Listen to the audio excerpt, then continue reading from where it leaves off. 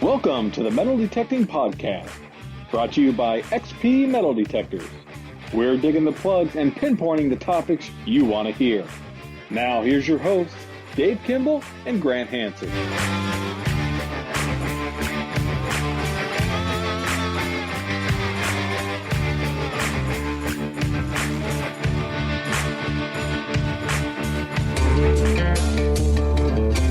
This show is brought to you by XP Metal Detectors. XP Metal Detectors is a high-end, innovative metal detector company with high-end metal detectors, coils, and pinpointers. For more information, go to xpmetaldetectors.com.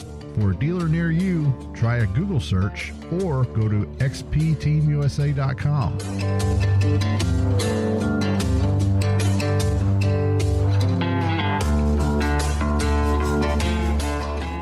Hello and welcome to the Metal Detecting Podcast. I'm your host, Dave Kimball, coming to you from Central Oklahoma, and I'm joined today by my co-host, Grant Hansen, coming to you from New Jersey. How you doing, Grant? I am doing well. How you doing, Dave? I'm doing pretty good. It's getting warm again. Yeah, I know. It gets chilly, it gets warm. Same thing here on the East Coast. But if it's around the 60 degrees, even the 70s, I mean, that's ideal for me. I love it. I just dread winter. Oh, yeah. Yeah, and it's already almost mid-October. It's crazy. Time is flying by this year so far. It really is. And, you know, I just went out and ordered a bunch of Halloween candy because I still don't know what my town is going to do. I don't know how it is in Oklahoma, but I think in New Jersey, some towns are going to cancel trick-or-treating this year and try to do other stuff. So I've got 5 pounds of chocolate just in case. Yeah, there is some talk about that here, a little bit here and there, but there is a lot of pushback from a lot of people I'm hearing. Yeah, I don't know. I feel like if I can watch kids playing soccer out in the field and playing basketball and schools are opening, I mean, trick-or-treating,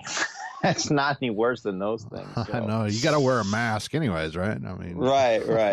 So, oh, yeah. I don't know. Yeah, Strange. So as we mentioned before, that all our XP Team USA members are all trying to plug their own channels and kind of doing something different with the XP Team USA YouTube channel. So everybody's doing their own channels, and get on there and subscribe to all the members like Grant Hansen, RC Dunn. You got Lynn Quaylen and Cameron Macer and the Minnesota Beach Boys. Pete Sorrell's out there doing some stuff. So we got some good content out there. Yeah, and they're putting out some great stuff, still good quality. So go out there and subscribe. Yeah, the video I launched yesterday, I'm making a bold claim. It's called The Best All-Around XP Deus Program. So take a watch and let me know what you think about that one. All right. Yeah, that's give me something to watch tonight.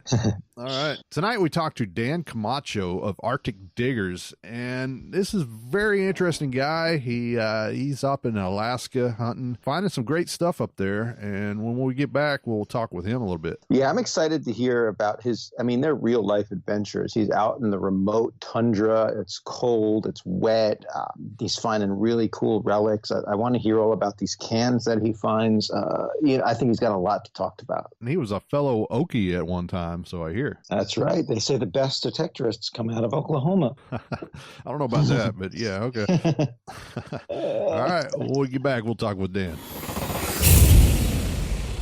Hey guys, RC here with XP Team USA. If you want to sit back, relax, and just watch some fun and entertaining detecting videos, head on over to YouTube and search for my channel, RC's Dirt Therapy. I promise it'll be worth the subscribe. This segment is brought to you by Omega Mill Pouches, the official digging pouch of XP Team USA. If you're looking for a rugged, hunt-tested, washable pouch, look no further than Omega Mill. Get on eBay and search Omega Mill Pouches. That's OMEGAMILL. Our guest tonight is from one of the coldest places on the planet, but he heats things up with the treasures he finds. He rose to the ranks of corporal while serving during Desert Storm and now manages Arctic Diggers. Please welcome Dan Camacho. How you doing, Dan? Good. How y'all doing? Doing great, and thanks for joining us on the show. I know you and I have been internet friends for a few years now, so it's good to finally talk to you. Yeah, it's been quite a while, actually. Yeah. Yeah.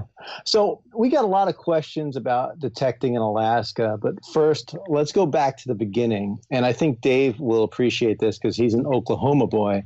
And you got your start in Oklahoma. Is that right? I did. I lived in Stigler and Kyoto, Oklahoma. Oh, you did, huh? Where is Stickler at?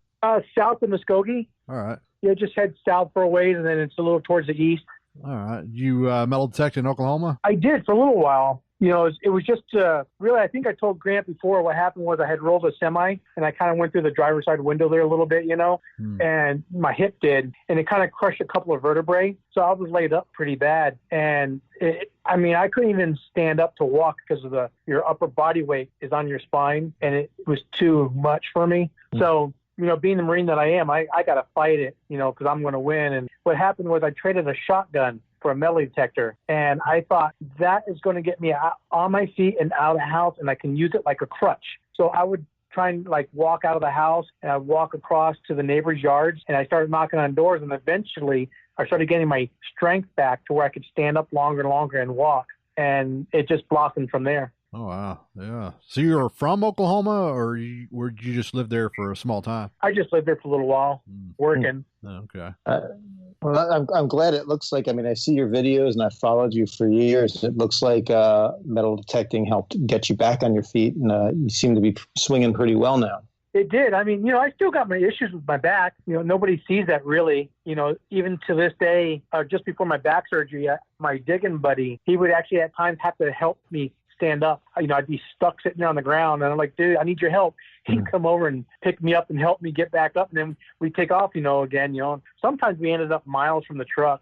As long as I'm doing pretty good, not getting too aggressive out there, I do good walking around and with all the hikes and everything. That's good. Yeah. And so you're in Alaska now, but you started detecting in Oklahoma, but you actually got the bug about detecting in Alaska before you were in Oklahoma. Is that right? Oh, no, it's more than that. So I started in Oklahoma. I moved back home to Arizona, and I detected in Arizona, and that's my true love right there, hunting Indian war relics.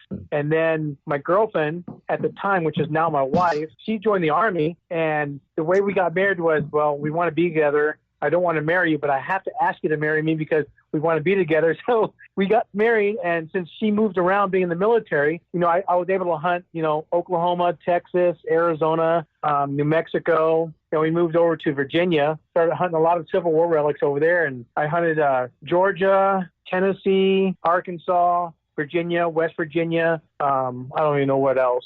Maryland. I've been to a lot of states metal detecting, and then I drove cross country for a little while, and I took my detector and I metal detect the state here and there every now and then. So what state would you say would be preferable to you? What state did you have the most success in? That's just really based off researching and how much you get out. I did good in West Virginia and Virginia, Arizona, and Alaska. Other places that I went to is because I've been invited and I've flown down to other states metal detecting. We did okay, or we did good. But, overall, it's because I know I'm from Arizona and I hit that place pretty hard. I've done really good there. Virginia paid off after about 2 years living there. And then I started hitting them one after another. I just started hitting all these relics everywhere. And then it was time to move to Alaska. So how does detecting in Alaska differ from states in the continental U.S.? Well, for one, everybody wears headphones. We don't wear them up here. And that brings you to the second reason. We have grizzly bears, and you don't hear bears when they come after you. So we don't wear our headphones because we're always listening for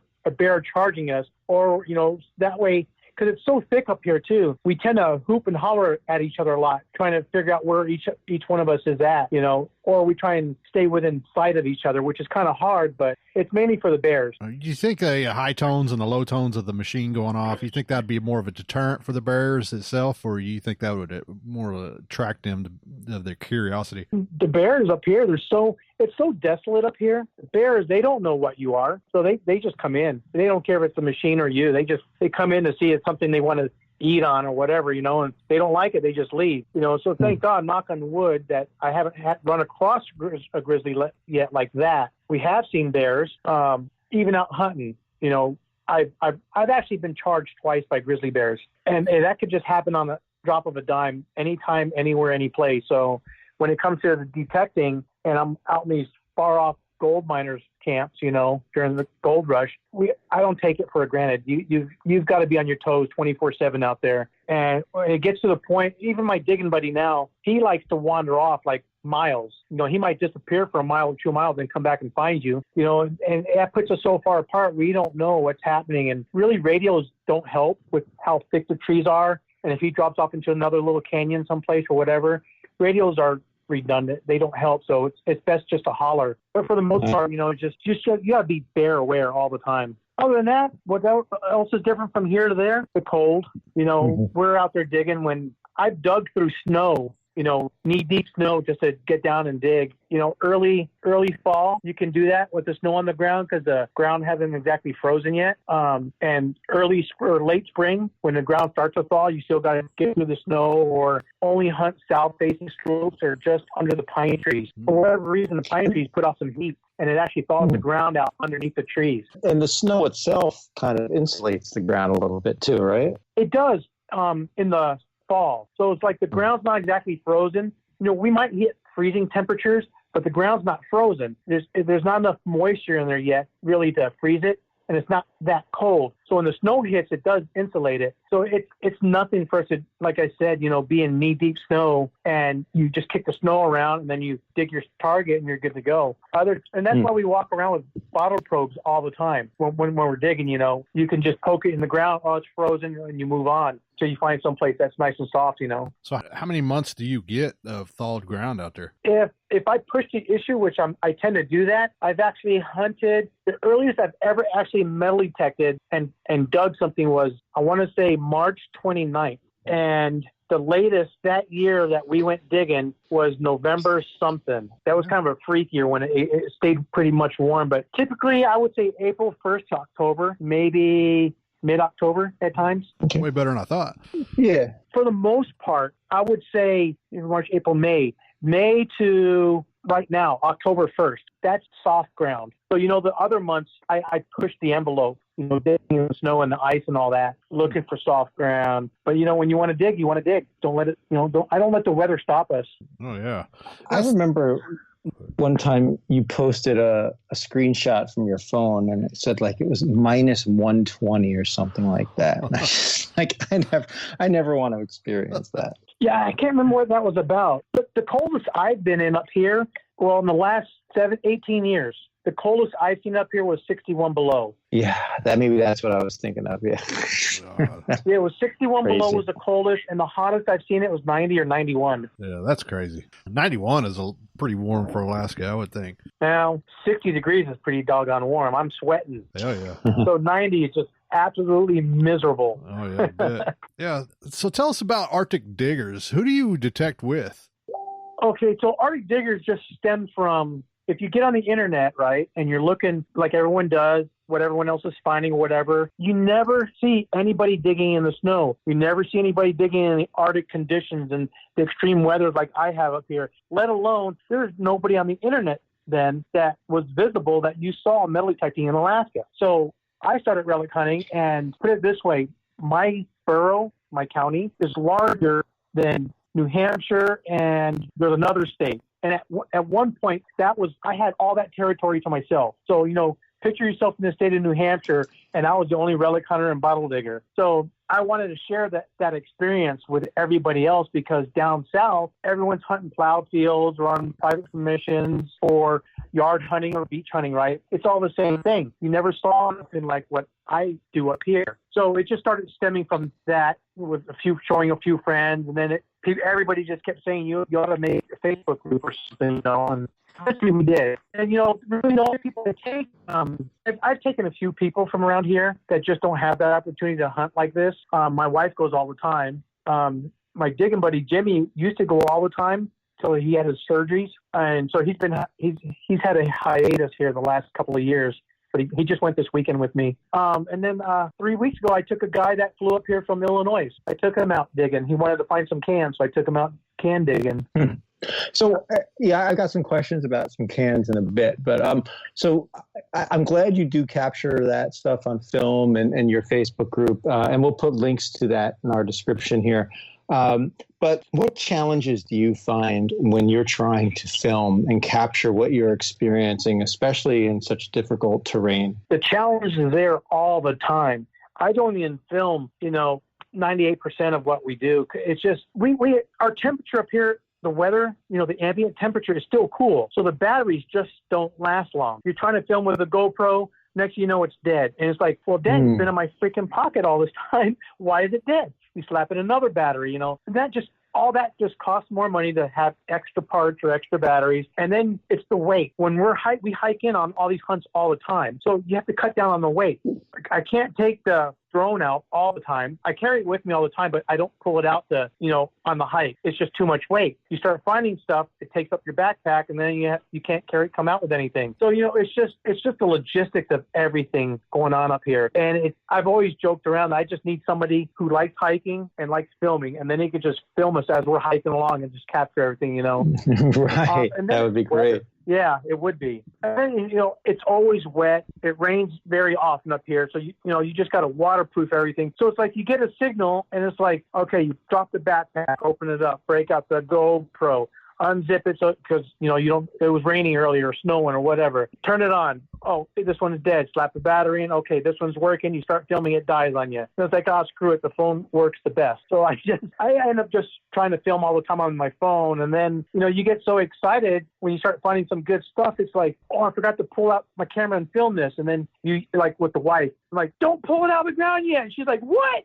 And she'll pull it out of the ground. I'm like, we missed the capture, So it's just the logistics of everything. And, with the can hunting, which we'll talk about here in a little bit, that's easier because we're hunting off the side of the road. When I'm out relic hunting or bottle digging, you're talking I'm anywhere from 70 miles to a couple of 100 miles from the house. And one of the places we go to, after 28 miles, we don't have cell service. And that's majority of the time when I'm out relic hunting, I do not have cell service. So you're on your own. And after that 28 miles, I still have another 70 miles to go to where I want to start looking. So, you are definitely on your own up here with the elements. And you have to have the safety precautions and the safety devices if you need help or to call for help, So it's just really the weight issues, what cuts us down on filming a lot of our stuff. Wow. It kind of reminds me of a couple of years ago. I was in England and I was on this field and it was like down like a really steep hill. And I was literally the only one on this field at the time and no one was around me. And I thought, something happens to me, I'm screwed. Like, it was an unsettling feeling, but you're probably used to that. We live with that up here. It doesn't bother us.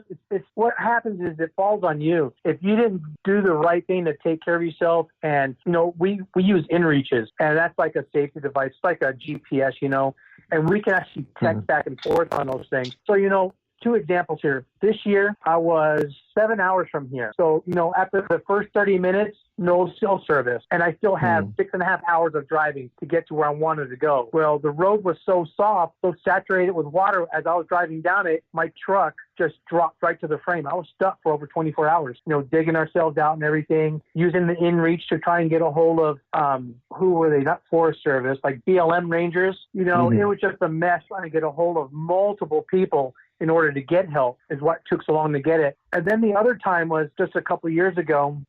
We cross streams all the time, and our water up here it's ice cold. You're hyperthermic within minutes if you're saturated. So the wife and I we were crossing this stream like we usually do, and there's a deadfall that we use. I call it the sidewalk. So we got to the sidewalk and we're trying to go across it, but over the years the bark has started rotting, and I told the wife to be real careful because when it rots and the bark comes off, the wood itself is really slick. So I made it across, but it was a little sketchy. And then my wife was having issues trying to cross, and it just finished raining. I was on an incline of the riverbank. I was dropping all my stuff, and my metal detector went rolling down the hill a little bit, and it stopped just before it fell in the water. And about the time I looked up, she started screaming, and she had fallen off the log, but was bear hugging it, and she rolled upside down. So her butt, her back, and her backpack right up to her neck was all in the water. And she's holding on for dear life, right? So I yelled at her, hold on, honey. And next thing you know, my feet went right up from underneath me. They went to the sky. I landed on my back and slid butt first right into the creek. So I jumped up to go help her, and her legs didn't hold on any longer. So now my wife is wet from the waist down. I'm saturated, and, I help her get back up the hill there. And so I'm just like dumping my shoes out. I'm good to go. Hey, there's bottles right here. Let's start digging. So I'm digging, and I'm wet, right? And I hear my wife back there giggling, and she was just butt naked back there, drenching, rinsing her clothes out of all the water, and she's trying to dry herself, That's what happens when we go out hunting. That's what you expect to happen all the time. And it happened the one day. Wow. It's, I want everyone to remember that, as they might be like, oh, I got to drive 2 hours to a spot and then 2 hours back. And I'm there. I say that, but you guys certainly go through a lot. And we take extra clothes on every hunt too. You got to take extra shoes, socks, shirts, because more than likely you're going to be wet by the time we come back from rain, or we wear rain pants a lot, which they don't really let you breathe. So you end up sweating anyways from the waist down. So even though you're clean, when you come back to the vehicles, you're wet. So it's just best to change out your clothes so, you're not miserable for however long of a drive it is back to the house. Yeah. So what's the typical history of the land you detect on? Compared to you, it's new. We got what it is up here is in our area where I'm at. I'm in the interior of Alaska. Fairbanks was basically founded in 1902. Long story short, the guy was bringing all the supplies up the river to go to the gold fields, and they knew about this river. When they went up the Tanana, they were trying to cross over the Tanana into another valley to get to the digging. Well, it didn't happen. It's too shallow up there. So they turned around and came back down here, and he knew about our river, the Chena River. So the captain brought the boat up in here, and the contract was take you from point A to point B. If that doesn't happen, I drop you off. So they went from point A to point nothing. It didn't happen. So they came down here to calmer water, and the captain's like, that's enough. I'm dumping you guys off. So basically, right downtown Fairbanks, if you guys look on the map, you'll see the Cushman Street Bridge. Right there is where they were dumped off on the riverbank, all the tons of supplies, right? So as this boat is sitting there, they're feeding it wood, because it was wood burning, and it's throwing smoke up in the air, and some prospectors up in the hills, 20 miles away, saw the smoke, and they went to investigate it, and they came down here. His name was Felix Pedro. He was an Italian, and he was like, hey, I found gold. What are you doing here? And they're like, we got supplies for the gold miners. He's like, I could pay you gold right now I need food and all this stuff. That's how Fairbanks was founded. So the guy that had all the supplies sent his Japanese cook to Dawson, because this is 1902, mind you. The diggings are starting to slow down in Dawson. So he sent his Japanese cook there during the winter to tell him there's gold to be found up here. We have a new strike. That's how our gold rush started. So that was 1903 is what I say. 1902 that he landed. 1903 people were rushing here to dig for gold. Huh. So, I find a lot of stuff from the 1890s to the 1910s because I'm out there hitting it hard, doing my research. But basically, that's our history there, just a gold rush town. Yeah, okay. So, I'm in Oklahoma, and Oklahoma is not very old either. We became a state in 1907, but I see Alaska became a state in 1959. Is that right? Yeah. So you're saying all the way back to I was thinking there would be some more Indian artifacts around that area. But how do you identify locations to detect? By the vegetation. And that might throw a lot of people off. See, I'm hunting raw country. If you walk up here, you're in the forest, right? Well, how do you know there was a cabin there or a gold rush camp? Well, you do your research. That narrows down where you want to go to. So, for example, this one valley over here, I know there was prospectors in there in 1896. Not very many, but there was a few. They left. 1898, they had come back. And at that point, I know there were some cabins being built because they started finding some gold. So when you move the soil up here, that topsoil, and you're down to gravel, the birch trees grow on top of the gravel. If the birch trees don't grow there, what happens is moss grows on top of rocks. For any time human activity moves any of the soil, you'll see a lot of moss also. So when I see a patch of diamond willow or birch, especially diamond willow, when you see that, hey, somebody was over here in this area digging. Why were they digging? There must be a cabin nearby. So, I've driven in this valley on the side-by-side, and I've told my digging buddy, hey, you see that up there on the side of that mountain over there? We're going to find stuff over there. So, he's like, well, how do you know? I said, by the trees. So a mile and a half later, when we get to that spot, we walk up there. I said, it's up here a little bit more. As soon as we get there, he's like, I can't believe you did that. Well, we're standing on top of tailing piles from the prospectors back in the day, and it's just a big rock piles with moss on them, and you can tell they're old tailing piles. So that's when we drop our packs, we start looping around, and you might find the diggings, you might find a dump, you might find a cabin site or outhouse site. But for the most part, research and looking for vegetation that I know that when the ground was disturbed is how I find my locations. Wow, that's a really good way to do it. And when you're detecting these cabin sites or these campsites, what are the kinds of things that you're looking for, and what are you hoping to find? Really, I'm just looking at the terrain and the brush. When I like the diamond willow, especially, like I said, when I just up here, we don't look down at the ground while we're metal detecting like everyone down south would do.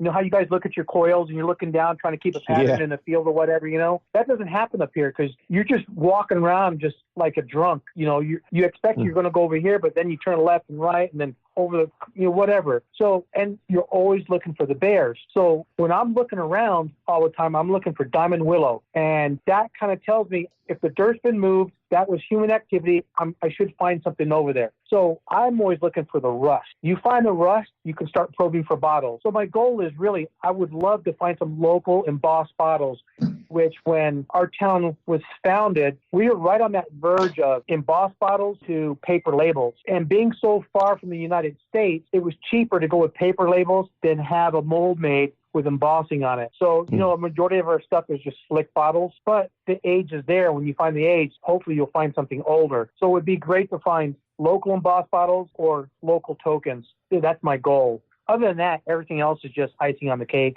Gotcha. And we'll be right back with Dan Camacho right after this. We all know if you want to find good treasure, you've got to do research.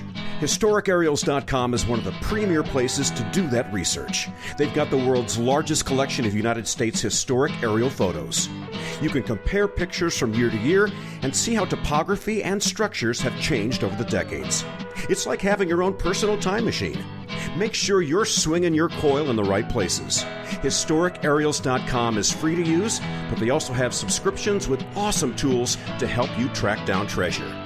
Check out HistoricAerials.com. It's a real find. Hi, this is Dave D. Hi, this is Sonia. R.C. Dunn. This is Alan. Yeah. We're the Minnesota Beach Boys. This is David Kimball. This is Grant Hansen. Lynn Quelland. Cameron Macer. Pete Sorrell. And we are XP Team USA. You're listening to the Metal Detecting Podcast.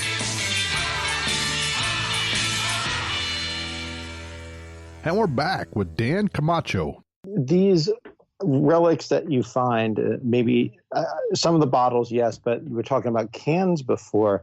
I'm not finding the kind of cans you find. I'm finding an old Coke can that's, sounding beautiful and making me think I found a deep silver coin. I chuck it. But you find some pretty cool ones, and you do a good job restoring them, and they look great on display. How do you go about restoring an old can like that? I kind of figured it out on myself until I found a group called the Rusty Bunch, beer can collector guys, and they started mentioning a lot of products to use or whatever, and I was like, yeah, I'd use that and that and that. But when you look at, well, how am I to remove the rust from this can without destroying the can? And trust me, I've destroyed a lot of cans in the process of learning. A lot of people say use Coca-Cola or lemon juice. Well, Coke has citric acid in it. So you can actually buy citric acid in the powder form and just use that with water. And I've come up with my own mixture. People ask all the time. And I tend not to tell a lot of people because there's a lot of antique dealers, especially here in my town. They're always hitting me up trying to find out how I do it or ask me. And then I've been cursed at, by texting or talking to them because they get mad because I won't tell them, because I tell them I will professionally restore it for you for a small fee, because I know you're going to restore an item and say it was professionally restored and charge a customer a lot more money on top of the way it used to look, right? So they get mad at me because that's what they want to do. So I started researching it, and citric acid works really great. And it depends on the type of rust. Is it sun-baked rust? Is it thinner rust? Is it the cancerous rust? Or is it, my God, what kind of rust is this? That's why I've tried different products and different temperatures of water. Oxalic acid works the best for the most part, then citric. Some of the products you can't use too long. Like the one day I was using oxalic and I forgot about it, and opened up the lid and my face was right over it and the fumes came up and hit me. And it was so volatile when I was puking. I'm telling you, it was several feet, and it was so bad. I started dry heaving after like puking 9 times. Then I had to run in the house and did it again, you know. So that's really one of the reasons I don't like to tell anybody, because you might forget like I did, and then all of a sudden you're just going to get so sick and start throwing up. Then you can use like lemon juice, mix it with water. That works too. Then there's another product, believe it or not, it's for cleaning your patio. It's made by Bear. It's a green can. It's a patio cleaner, but it has citric acid as the main cleaner in it, you know, which works great. You just dip it in there and watch it melt away pretty much. Then there was another product you can buy. It's liquid. It's called Metal Rescue. I like using Metal Rescue to fine tune my cans. If I want the seam, the top lid, and the bottom lid to look a little bit better, I just pour just enough in a something shallow and just soak the lid by itself. Or you can actually dump the whole can in it and cover it. I use a big mason jar so one can fit in it. And what happens is if you don't put a lid on it, the Metal Rescue starts to evaporate away. If you keep the lid on it, you can reuse it. And right now, my jar of Metal Rescue is 2 years old, and I still use it to this day. Yeah. So for the cans, do you lose any artwork on the cans at all, or are you just like concentrating just on the rust spots, or does it end up just looking like all metal can? Oh, ask Grant to show you some pictures probably, but they look fantastic. Yeah.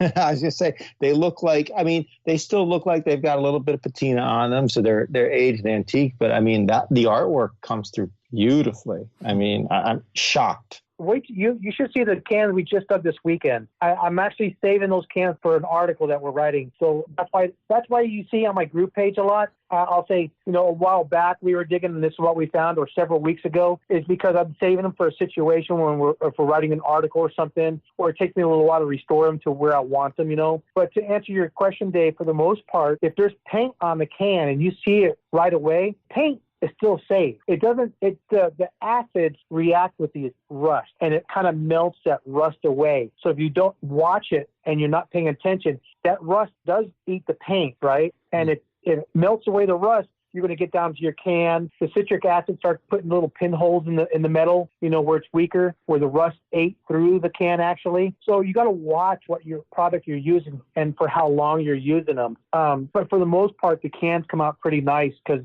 up here, being frozen most of the time, it takes things a lot longer to actually rust away versus wetter locations. If it's wet with rust, you pull the can out and it just crumbles in your hand. Up here, you can dig in, I call it Easter egg basket hay. I'm sure Grant has seen me. I just rip the ground open with my hands. Well, that wicks the water away really quick, so it doesn't settle on anything that's metal very long, and the item dries out really quick. So, a lot of these cans I'm digging are 80-plus years old, 80 to 60 years old, and most of them come out looking almost mint. They look really nice. So what kind of example, like on the cans? Are you digging like oil cans or like beverage cans, or what kind of cans are we talking about? We're digging soda cans, beer cans, oil cans, food tins. Everything back in the day was canned. So it would put, speaking of that, my wife found last year a tin can that held tortilla shells. That doesn't even sound good to me, but hey, they canned tortilla shells. And this year I found Frito chips. Yeah. I actually dug a tin that says Fritos on it. Grant just sent me a picture of that. They're just pretty cool. That's the exact one. I and just sent them a picture of the Fritos, the before and after. Yeah. That looks pretty cool. So by the way, if anyone wants to see these pictures, join the Facebook group called Arctic Diggers. You'll see really cool stuff. Oh, yeah. Yeah. And that's the other thing I try to portray out there. A lot of people ask all the time, well, how do you clean this and that? Well, our items come out of the ground pretty much already clean. They just got some oil stain on it. You just take it into my wife's kitchen sink, rub it off, you're good to go. It looks like it was just lost yesterday. And a lot of people just don't get it. They don't believe it. Well, my soil conditions up here are absolutely different than yours. We don't get the staining on the glass up here like you guys do. Although I might get rust stain. And so here's a little tip, a secret from me to you guys. You guys have bottles with rust stains on them, soak in citric acid or the Metal Rescue. Give it 15 minutes, take your sponge, wipe that rust right off.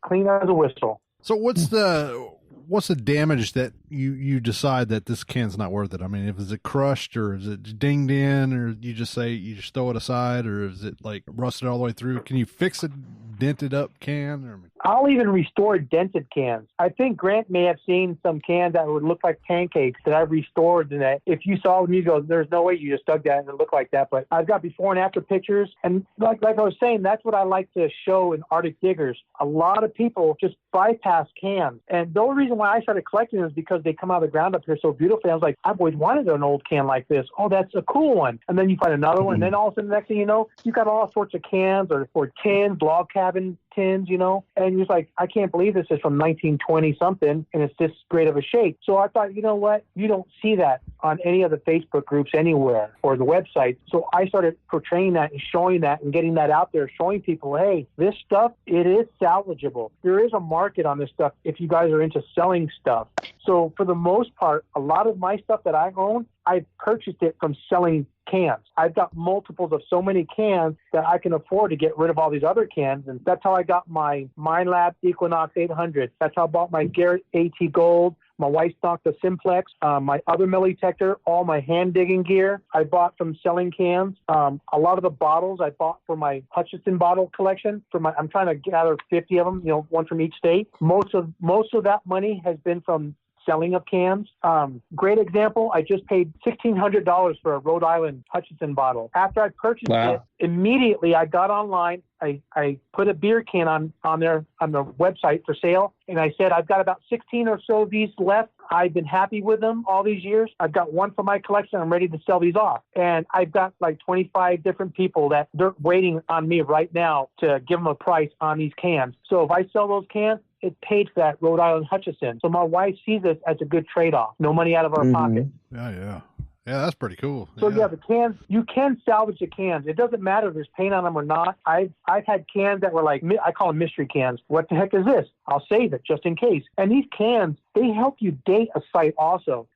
Are you finding 1960s cans? I don't really want to find those because, silver coins were still there, but they may not be enough here. Well, all of a sudden you're finding 1935 to 1940 cans. You're like, heck yeah, man, these are older silver coins. That's what I'm looking for, So it helps you gauge a site also. And at the same time, these cans, they're a really nice addition to a collection, especially when they're so rare, which I've got a few like that, and just blows people's minds like, really, that's a $600 can? Or really, that can is worth whatever you want for it? Like, yeah, it really is. Yeah, so everybody out there digging, avoiding them cans. I mean, digging cans now. And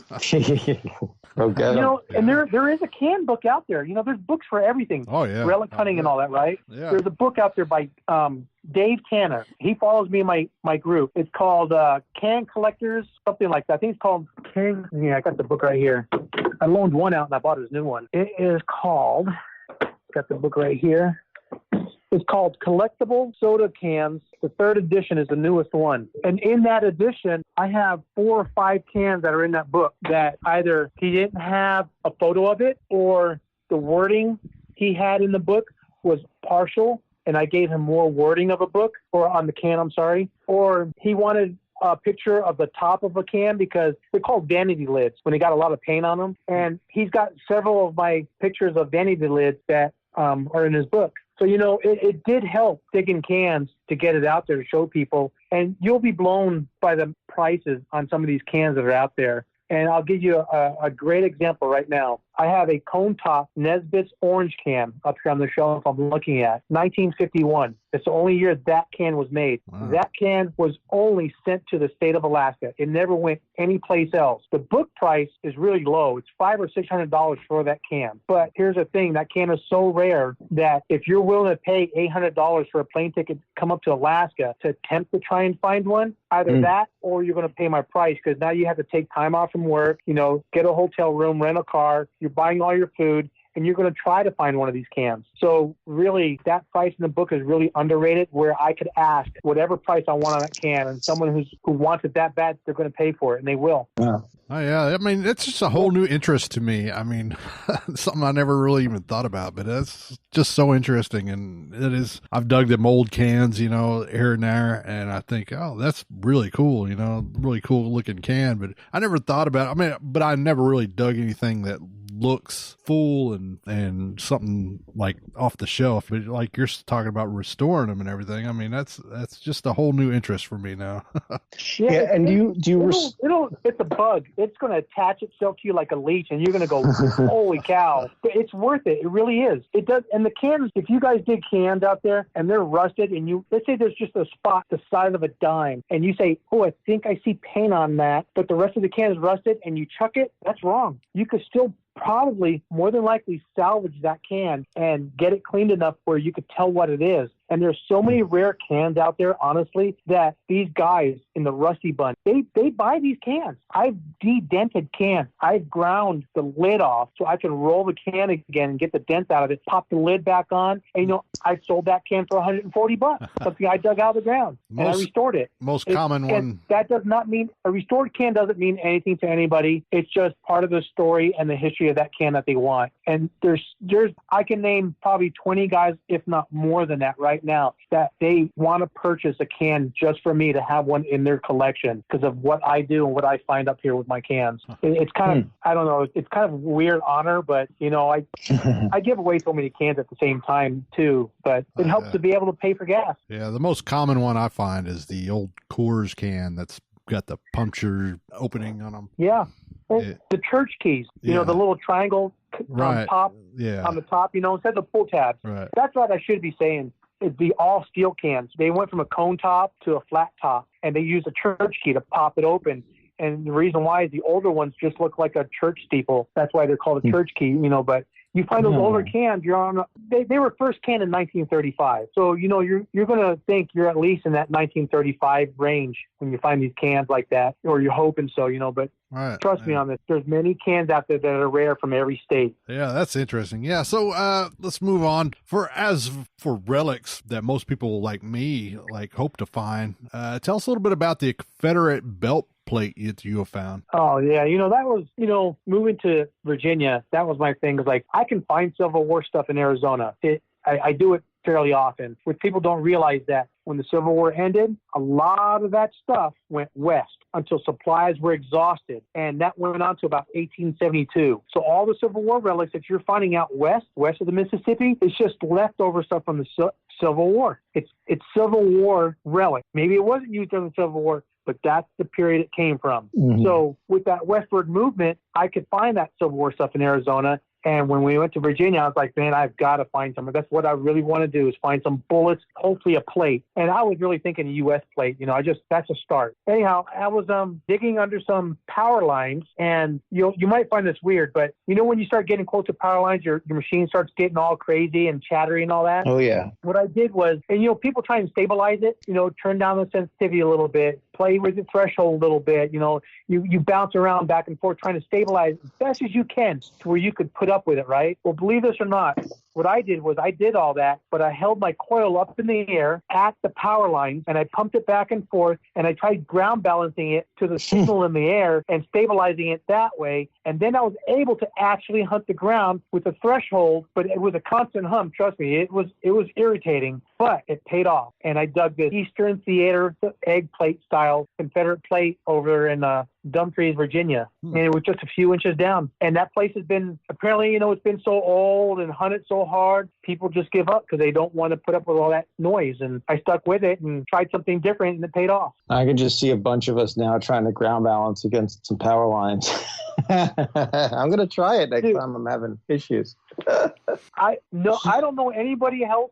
Up to that point, no one has ever done that I ever know of. I probably was the first one to try it, and I haven't even told very many people that. Mm-hmm. But it works. You start playing with a power line with your machine, and you'll start seeing, when you start playing with it, it starts to settle down a little bit. If you can get it settled down just enough where you can actually swing over that soil where it doesn't run you off because the threshold is so loud or whatever, and when people tell you hunt by threshold, that's exactly what I was doing.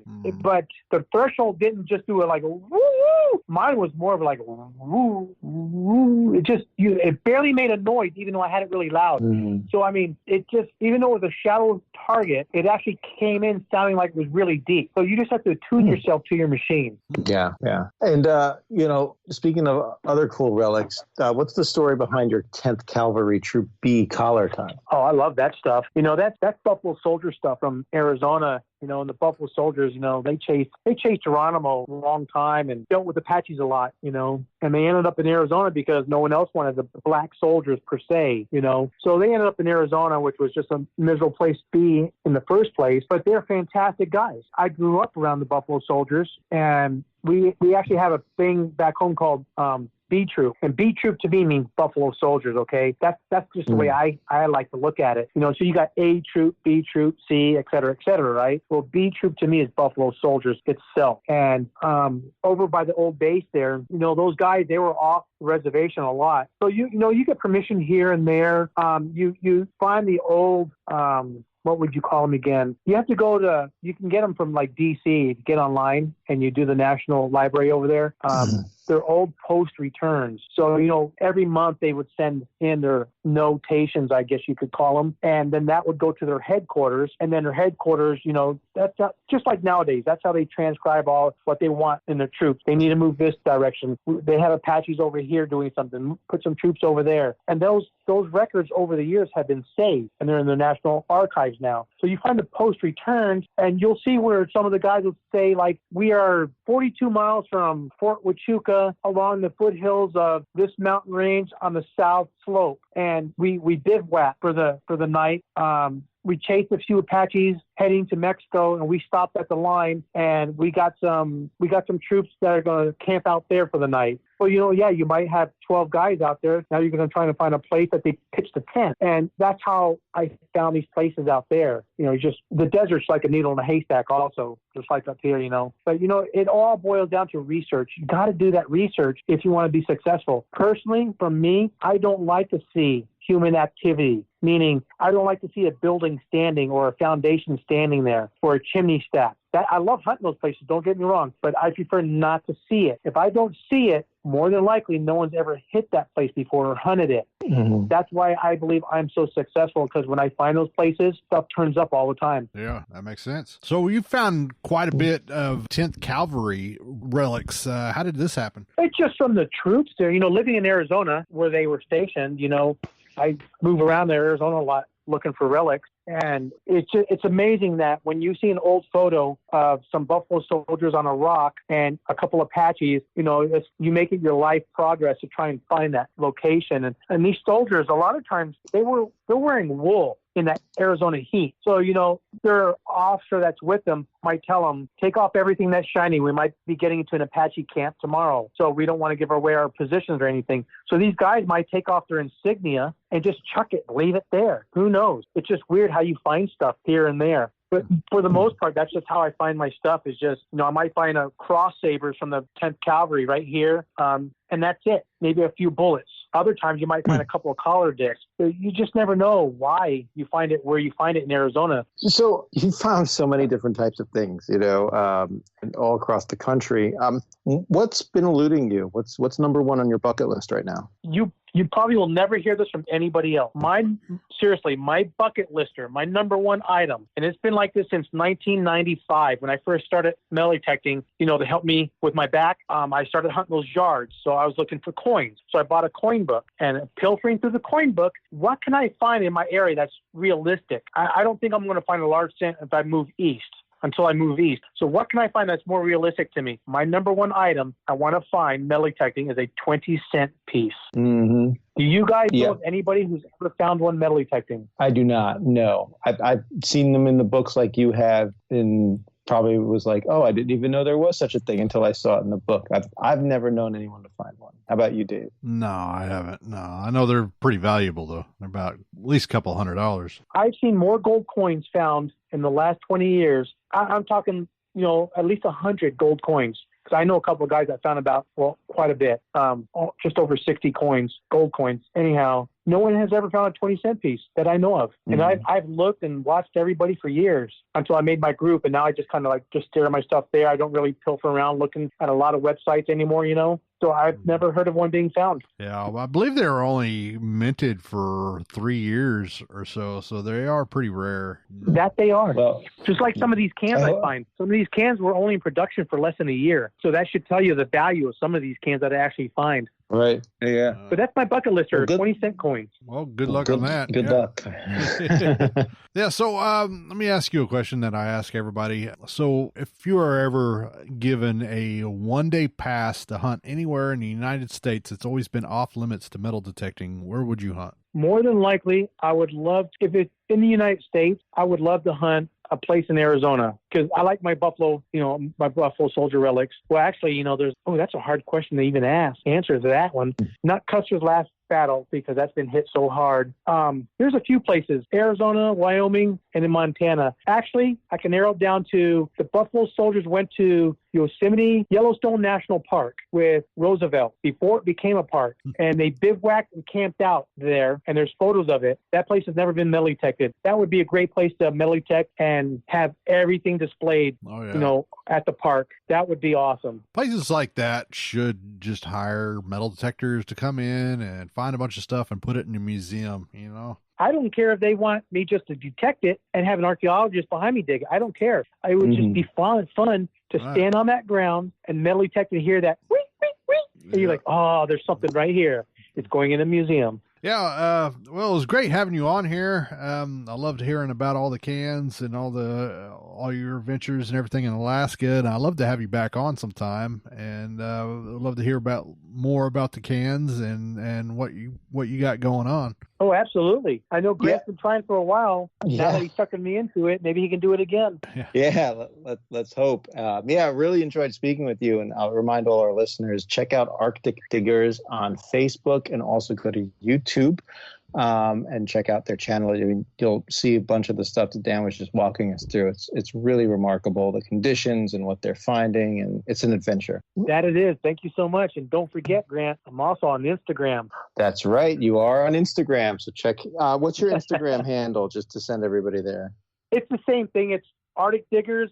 It's Arctic_Diggers. Gotcha. And we'll put all these links in our description to make it easy for everybody to find, too. That's awesome. Well, I appreciate it. This was fun. Yeah. Good. I'm glad you enjoyed it. All right. I'm and sure. As soon as we get off the phone here, I have to go to my garage and clean some cans because I have them soaking in acid. All right. And I haven't posted those pictures because they are rare and nobody knows exactly how many we dug, but it's going to be an awesome article when it comes out. All right. Well, thanks a lot, and we will see you. Bye. Take care, Dan. Thank you. Thank you so much, guys. We'll see you later. Bye-bye. Check us out online at xpteamusa.com.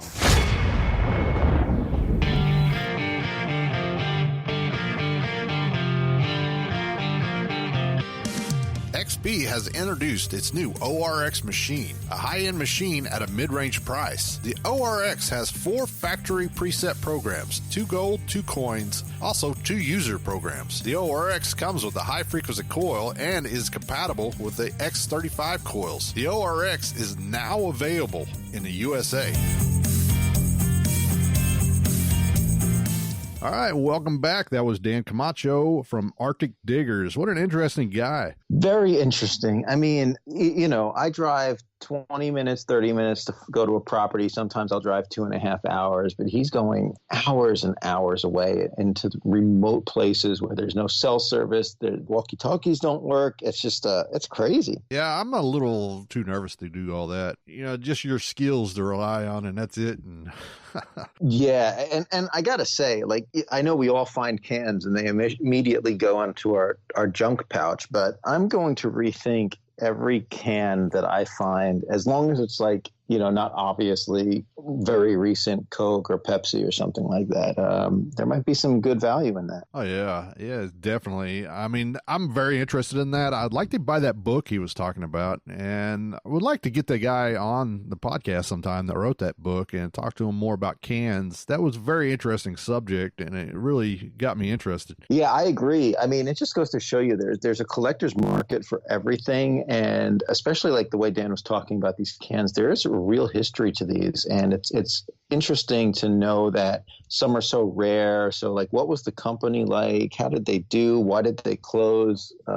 Really fascinating stuff. Yeah, right. And like I said before, I mean, you got to dig them cans, dig them up. I mean, there could be something good underneath the cans, if anything. So always dig them cans up, get them out of the way. I put together a group hunt a couple of years ago, and we had his kid in there, and he was kind of new to metal detecting, and we were all met up at the parking lot after the hunt and just kind of going through stuff, and this kid was going through the trash in his pouch, and he had these cans that he dug up, and he slammed one of the cans on the ground, and a giant silver coin come out of that can. It was all wrapped around that coin. We were amazed. I'm still waiting for that to happen one day to me, but I don't know that it ever will. But I'll keep trying. Yeah, it was some old German coin. I can't remember what it was, but it was silver, and it was just digging them cans. That's really cool. Yeah, that's really cool. All right, our next show will be October 23rd, so join us then, and we will see you. Thanks for joining us. Till next time. All right, bye.